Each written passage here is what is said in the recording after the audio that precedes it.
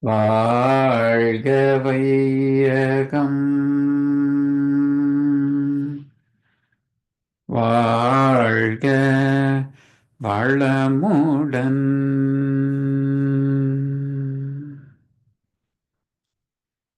சிந்தனையை, உடல் நலத்தை சீரமைத்து உய்வித்த குருவே வாழ்க, குருவே துணை. வேதாத்திரியம் வாழ்க வளமுடன். இன்று வரை உலகில் தோன்றிய அனைத்து சித்தர்களும் ஞானிகளும் மகான்களும் மற்றும் வேதாத்திரிய கோட்பாடுகளை அர்ப்பணிப்புணர்வோடு அகிலமெங்கும் உணர்வாக்கிக் கொண்டிருக்கும் ஞான ஆசிரியர்களின் மதிநுட்பமும் குருவர்களோடு சூக்குமமாய் நம்மை சூழ்ந்திருந்து நாம் ஓய்வதற்கு துணை நிற்குமாக என்று சங்கல்பித்துக் கொண்டு இன்றைய தவ நிகழ்வை இறை வணக்கம் குரு வணக்கத்தோடு நாம் இனிதே துவங்குவோம். இறை வணக்கம் மற்றும் குரு வணக்கம் பாடிட அருள்நிதி சங்கரி செந்திலம்மா அவர்களை அன்போடு அழைத்தனவும். வாழ்க வளமுடன் அம்மா. வாழ்க வளமுடன். இறை வணக்கம். ஆதியெனும் பரம்பொருள் மெய் எழுச்சி பெற்று அணுவென்ற உயிராகி அணுக்கள் கூடி மோதி இணைந்து இயங்குகின்ற நிலைமைக்கேற்ப மூலகங்கள் பலவாகி அவை இணைந்து வேதித்த அண்ட கோடிகளாய் மற்றும் பிறப்பிடை புணர்தல் இயக்கமாகி நீதி நெறிவுண மாந்தராகி வாழும் நிலை உணர்ந்து தொண்டாற்றி இன்பம் காண்போம். குரு வணக்கம். அண்டமதில் உருவெடுத்து அறிவை பெற்று அவ்வறிவு ஒன்று முதல் ஆரதாகி கொண்ட மேலாம் இவ்வுருவில் குறிப்பில்லாமல் கோடான கோடி எண்ணி அனுபவித்து கண்ட பலன் எனை அறிய நினைந்தேன் அப்போ கண்ட பலன் எனை அறிய நினைந்தேன் அப்போ கருத்துணர்த்தி கனல் மூட்டி கருவாம் ஞானம் குண்டலின் எனும் என்மை உணர்வு எழுப்பி குறித்து என்னை அறிவித்த குருவே அன்பே, குருவே அன்பே, குருவே அன்பே என்று பார்க்க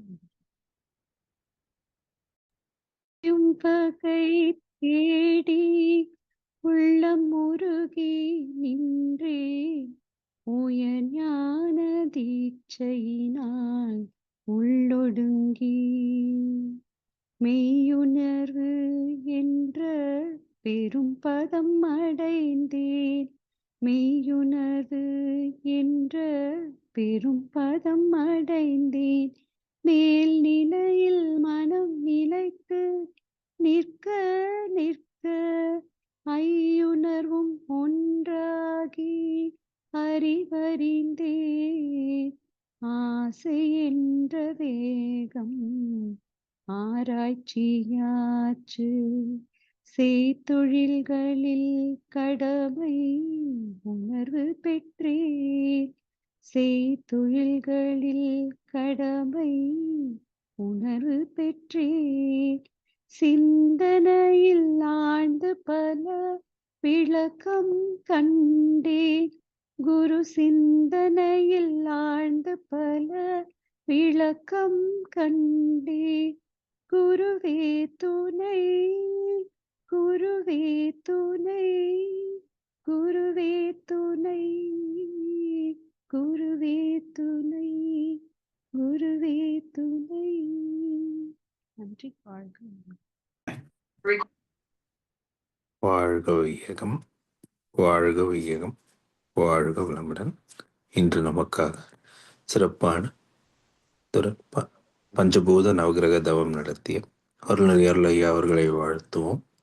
அருள்நெறியார் ஐயா அவர்கள் வாழ்க வளமுடன், அவர்களின் அன்பு குடும்பம் வாழ்க வளமுடன், அவர்களின் உடல்நலம், பொருள் வளம், மனவளம் மற்றும் அவர்களின் ஆன்மீக தொண்டு வாழ்க வளமுடன், வாழ்க வளமுடன், வாழ்க வளமுடன்.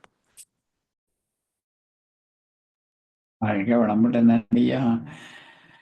இன்று புதியதொரு தலைப்பு, செயல் விளைவு தத்துவம். இன்றைய கவிக்கான இசை வடிவம் வழங்கிட ஆசிரியர் அருள்நிதி சங்கரி செந்திலம்மா அவர்களை அழைத்தமைவோம். வாழ்க வளமுடன். இளங்கோ, கவி ஷேர் பண்ணிடலாமா? வாழ்க வளமுடன்.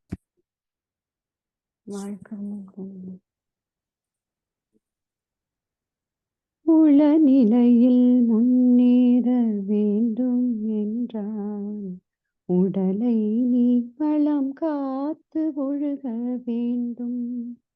அளவு முறை காலம் சூழ்நிலை நான்கை ஆழ்ந்தறிவில் நன்றாக கணித்து கொள்ளு. பழம் பெருகி வாழ்வில் முன்னேற வென்றால் வாய்ப்பேச்சால் மட்டுமே இவை வராது. களமிறங்கி விளைவுகளை கணித்து கொண்டு கணக்காக செயல் புரிய வெற்றி வெற்றி. களமிறங்கி விளைவுகளை கணித்து கொண்டு கணக்காக செயல் புரிய வெற்றி வெற்றி. வாழ்க வையகம், வாழ்க வையகம், வாழ்க வளமுடன். குரு வாழ்க, குருவே துணை. சான்றோர் பெருமக்களே, செயல் விளைவு தத்துவம் பற்றிய கவி. உளநிலையில் முன்னேற வேண்டுமென்றால் மனதளவிலே முன்னேற வேண்டும் என்ற ஊக்கம் இருக்க வேண்டும். எண்ணமே இல்லை, ஊக்கமே இல்லை என்றால் எதையும் சாதிக்க முடியாது. முனைப்பு இருந்தால்தான் இயல்பான ஒரு கடமைகளை செய்வதற்கு கூட சாத்தியமாகும். மனம் சோர்ந்து விட்டால் எதையும் நாம் செய்ய முடியாது. எனவே உளநிலையில் முன்னேற வேண்டும் என்றால் உடலை நீ வளம் காத்து ஒழுக வேண்டும். முதல் கடமை எங்கே தொடங்குகிறது? தான் தான் என்று நம்மை நாம் பார்க்கின்ற போது உடல் நலம், மனவளம், நட்பு நலம், கருமைய தூய்மை, பிரம்மஞானம் என்ற 5 படித்தளங்கள் வாழ்க்கையில உண்டு. இவற்றையெல்லாம் அடைய வேண்டிய, தூய்க்க வேண்டிய கடமைதான் மனித பிறப்பே. எனவே அடிப்படையில் உடலை நன்றாக பராமரித்துக் கொள்ள வேண்டும்.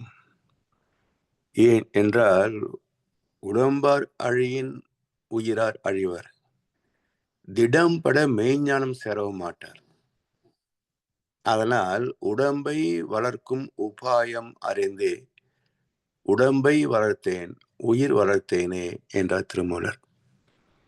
உடம்பை வளர்க்கும் உபாயம், டெக்னிக், அது தெரிஞ்சிருக்கணும். உடம்பை வளர்க்கின்ற டெக்னாலஜி என்ன? உணவு, உழைப்பு, உறக்கம், தாம்பத்தியம், எண்ணம். இந்த 5இல் அளமுறை காப்பதே உடலை காத்துக்கொள்வதற்கான ஒரே வழி. எனவே உடலை நீ வளம் காத்து ஒழுக வேண்டும். அளவு முறை, காலம், சூழ்நிலை, இந்நான்கை ஆழ்ந்து அறிவில் நன்றாக கணித்துக் கொள்ளு. எல்லாவற்றிலும் 5புலன் செயல்பாடுகளிலே, பயன்பாட்டிலே அளவு முறை. துய்ப்பதிலே பயன் கொள்வதிலே அளவு இருக்க வேண்டும். அதில் முறையும் இருக்க வேண்டும். உதாரணமாக, உணவு உண்ணவில்லை என்றால் உடலை காத்துக்கொள்ள முடியாது. அடிப்படை தேவை. இப்ப எதை உண்ணுவது, எது நமக்கு செரிக்குமோ அதைத்தான் நாம் கொள்ள முடியும். நம்மால் செரிக்க முடியாத உணவை உண்டால் சிக்கல் தான் வரும்.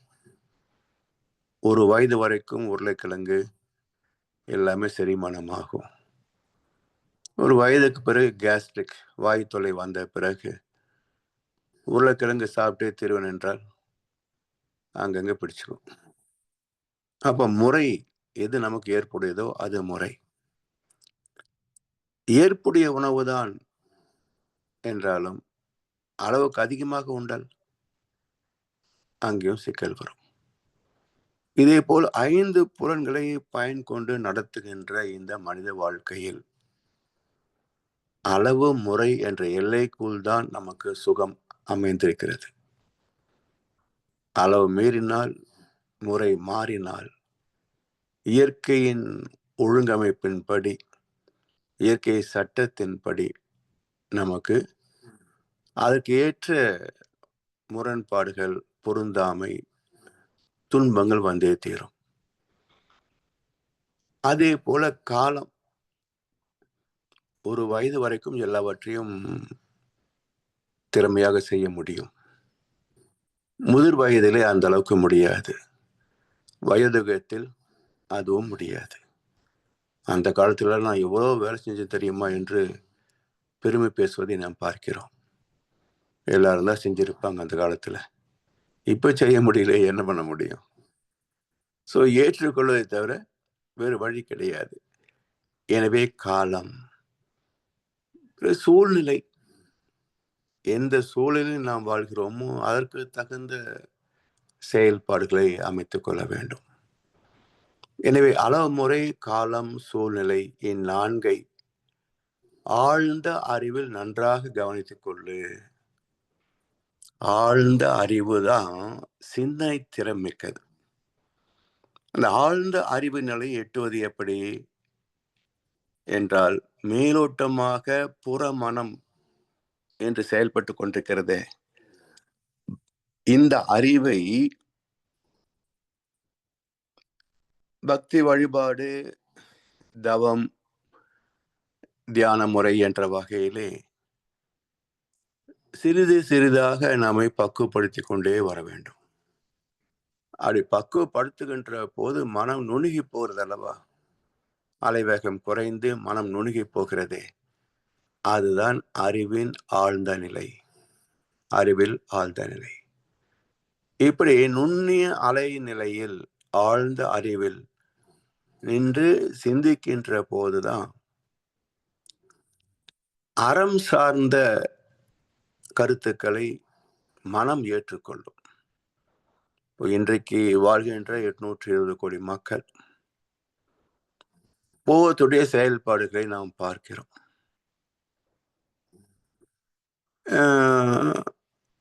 இதிலே யாராவது செய்கின்ற கருத்துக்களை சுட்டி காட்டி தவறோ நல்லது பாராட்டினா பெருமையோடு ஏற்றுக்கொள்வார்கள். அதை பற்றிய திருத்தமோ விமர்சனமோ செய்தால் ஏற்றுக்கொள்கிறார்களா? முடிவது இல்லை. அப்போ ஆழ்ந்த அறிவில் எது சரி எது தவறு என்று தேர்வு செய்யக்கூடிய ஒரு நீதிபதி ஸ்தானம் வரும். அது அகத்தாய்வு பயிற்சியை நாம் மேற்கொள்வதற்கு முன்பாக தவம் ஏற்ற வேண்டும் என்று மாதிரி வைத்திருப்பார்கள். இப்போ துரிய தவம் ஏற்றிய பிறகு அகத்தாய்வு செய்தால்தான் நம்முடைய குற்றம், குறை, கடமை எந்த அளவுக்கு நாம் பின்பற்றுகின்றோம், எந்த அளவுக்கு நாம் தவறி இருக்கிறோம் என்பதெல்லாம் தெரியும். தவம் ஏற்றாமல் வெறுமனே நம்ம என்ன செய்து கொண்டிருக்கிறோம் என்று பார்த்தால், நான் எல்லாம் சரியாத்தான் செய்துட்டு இருக்கேன்பாங்க. இப்ப யாருமே தவறு செய்வது இல்லை. என்ற மனோபாவம் தான் பரவலாக எல்லோரிடத்திலேயும் இருக்கும். ஏன் என்றால் ஒவ்வொரு காரியத்துக்கும் ஒரு காரணம் வைத்திருப்பான். நீங்க திருடனை கேளுங்க, அதுக்கு ஒரு காரணம் வச்சிருப்பான். ஒரு கொலைகாரனை கேளுங்க, அவன் செஞ்சதுக்கு ஒரு நியாயத்தை போதிப்பான். நீ உனக்காக உருவாக்கும் நியாயம் அது அநியாயம் ஆனாலும் ஆகும். ஆனா எல்லோருக்கும் ஏற்புடைய ஒன்றுதானே பஞ்சாயத்து. அதுதானே பொதுவான நீதி. அதை சார்ந்துதான் வாழ்க்கை செயல்பாடுகள் அமைத்துக் கொள்ள வேண்டும். அதற்கு ஆழ்ந்த அறிவில் நன்றாக கணித்துக் கொள்ளு. எண்ணி துணிக கர்மம்.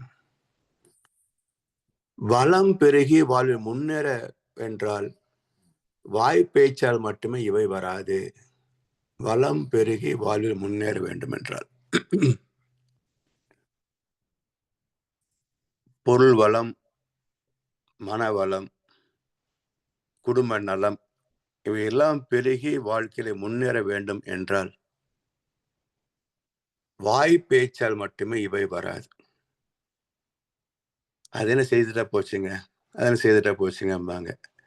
செஞ்சாத்தானே போகும். இப்படி வாய்ச்சொல் வீரர்கள் நிறைய பேரு, வாய்ச்சொல் வீரர்கள் எல்லாத்தையும் விமர்சனம் பண்ணுவாங்க, எல்லா தர்மத்தையும் பேசுவாங்க. ஆனா இறங்கி அதற்கான செயல்பாடுகளை செய்யலாம் வாங்கன்னு சொன்னா துணை வரமாட்டார்கள். இப்படி வாய்ச்சொல் வீரர் அடி என்றார் பாரதியார். அது போல நிறைய பேரை உலகத்திலே பார்க்கலாம். சமுதாய சீர்திருத்தத்தை பற்றி பேச சொன்னா ஒவ்வொருத்தரும் நிறைய அளப்பாங்க. ஆனா நீங்க என்ன செய்துட்டு இருக்கீங்க கேட்டா, இதெல்லாம் தெரிஞ்சுக்கணுங்க, இதெல்லாம் ஃபாலோ பண்ண முடியுமா, இதை ஃபாலோ பண்ணினா எப்படி நம்ம வசதியா இருக்க முடியும், சௌரியமா இருக்க முடியும் என்று அதுக்கு ஒரு தர்மத்தை பேச ஆரம்பிச்சிருவாங்க. எனவே அறம் அறம்தான். அது இடத்துக்கு இடம், மனிதனுக்கு மனிதன் மாறாது. அவ பின்பற்ற முடியவில்லை என்று எதுக்கு பேசணும்?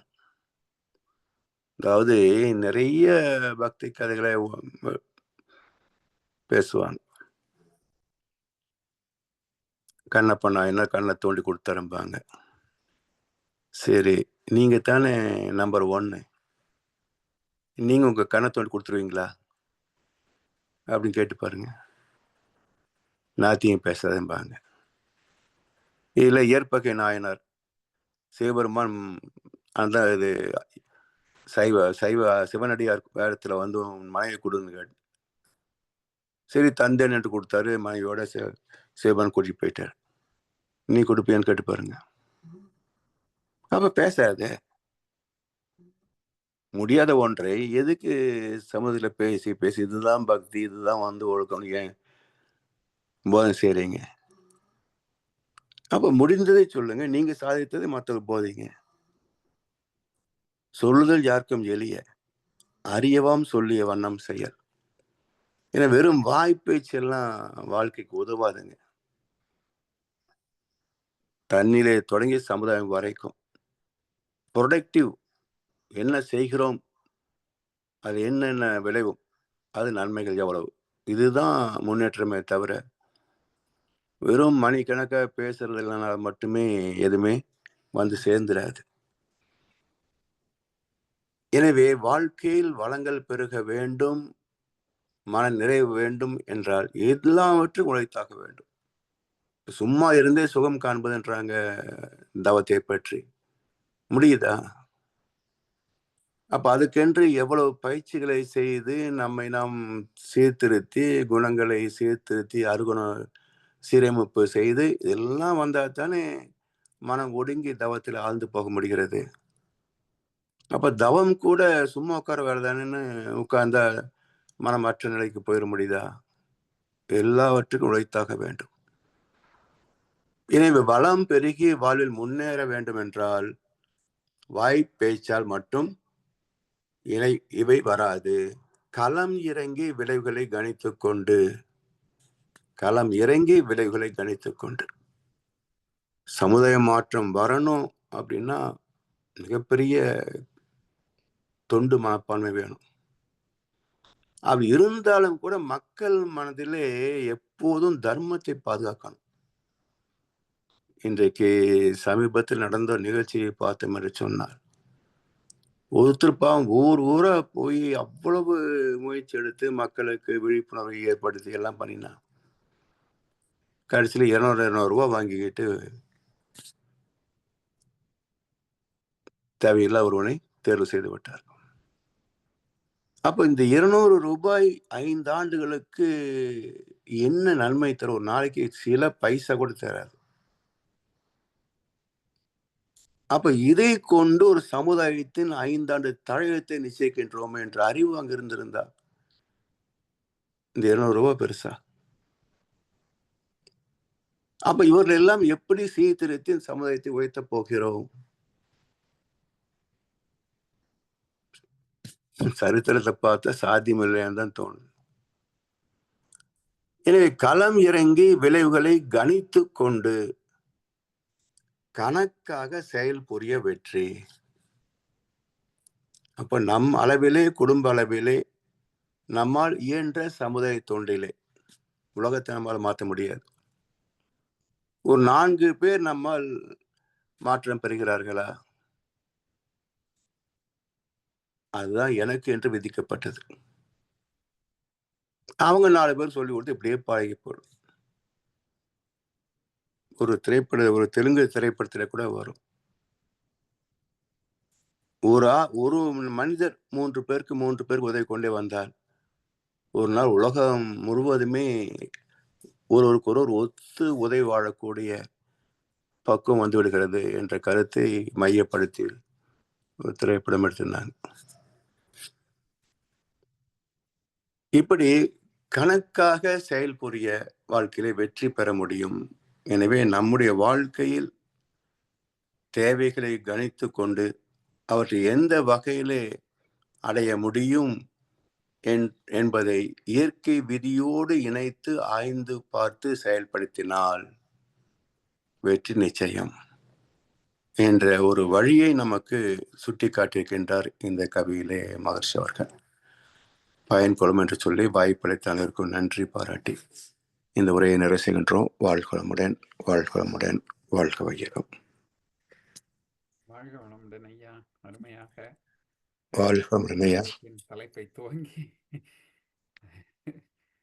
சிறப்பாக விளக்கம் வழங்கி வந்து கொண்டிருக்கும் மூத்த பேராசிரியர் ஞானாசிரியர் அருள்நிதி பழனிசாமி வேலுசாமி ஐயா அவர்களும் அவரது அன்பு குடும்பத்தினரும் அருட்பேராற்றல் கருணையினால் உடல் நலம், நீளாயுள், நிறை செல்வம், உயர் புகழ், மெய்ஞானம் ஓங்கி வாழ்க வளமுடன், வாழ்க வளமுடன், வாழ்க வளமுடன். நன்றிகள் ஐயா. பாடல்கள் பாட அருள்நிதி சங்கரி செந்திலம்மா அவர்களை அழைத்தமைவோம். வாழ்க வளமுடன் அம்மா. வாழ்க வளமுடன். வேதாத்திரிய பாடல். போரில்லா நல்லுலகம், பொருள் துறையில் சமநீதி, நேர்மையான நீதிமுறை, நிலவுலகுக்கோராட்சி, சீர் செய்த பண்பாடு, சிந்தனையோர் வழிவாழ்வு, சிறப்புணர்ந்த பெண்மதிப்பு, தெய்வ நீதி வழிவாழ்தல், தேர் திருவிழா தவித்தல், சிறுவர்கட்கே விளையாட்டு, செயல் விளைவு உணர்கல்வி, சீர்காந்த நிலை விளக்கம், பார் முழுதும் உணவு நீர் பொதுவாக்கல், பல மதங்கள் பல கடவுள் பழக்கம், ஒழித்துண்மை ஒன்றை தேர்ந்திடுதல். பிரம்மஞான கவி. இறைவெளியே தன்னிருக்க சூழ்ந்தழுத்தும் ஆற்றல்,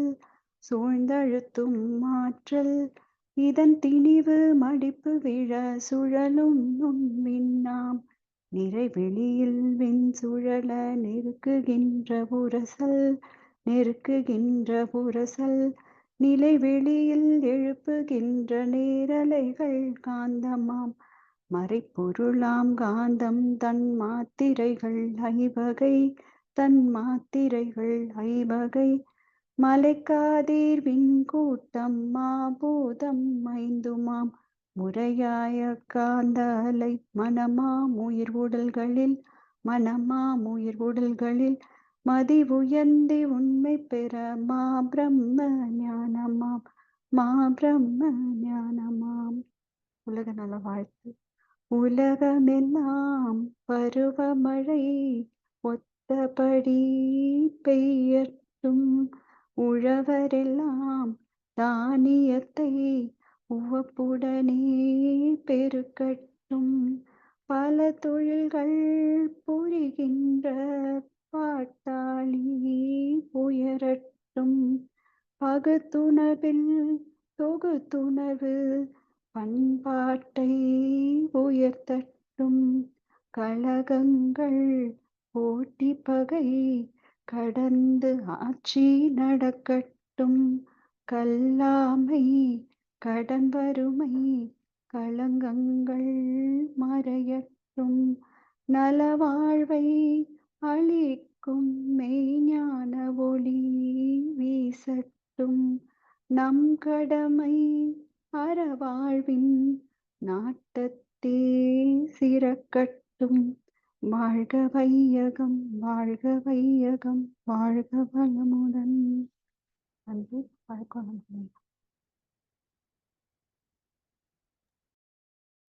வாழ்க வளமுடன். இன்றைய தவத்தில் கலந்து கொண்ட அன்பர்கள், தவத்தை வழிநடத்தியோர், நச்சிந்தனை வழங்கியோர், பாடல்கள் பாடியோர் அனைவரும் வாழ்க வளமுடன். அவர்களின் அன்பு குடும்பம், அவர்களின் உடல் நலம், மனவளம், பொருள் வளம், அருள் தொண்டு, ஆன்மீக தொண்டு வாழ்க வளமுடன், வாழ்க வளமுடன், வாழ்க வளமுடன்.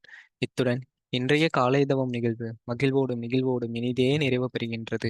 இறையருளும் குருவருளும் நம் அனைவரையும் எப்பொழுதும் சூழ்ந்திருந்து நம்மை இந்த இறைநிலை உணர்பயணத்திலே சிறந்த முறையிலே வழிநடத்தட்டும் என அனைவரையும் வாழ்த்தி வணங்கி நன்றி கூறி அமைகிறோம். வாழ்க வையகம், வாழ்க வையகம், வாழ்க வளமுடன்.